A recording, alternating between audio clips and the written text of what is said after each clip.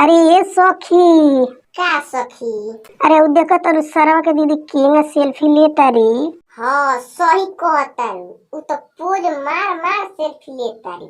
सारावा के दीदिया आइली फेर लवली घस के।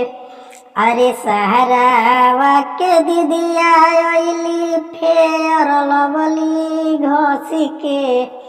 अरे फेर लवली घस के तो नइखी केहू के बस के सेल्फी ले ली हंस के। तो नइखी केहू के बस के सेल्फी ले ली हंस के। तो लाली खूब लगवले बाड़ी ओठावा कस के। लाली खूब लगवले बाड़ी ओठावा कस के। अरे ओठावा कस के तो नइखी केहू के बस के सेल्फी ले ली हंस के।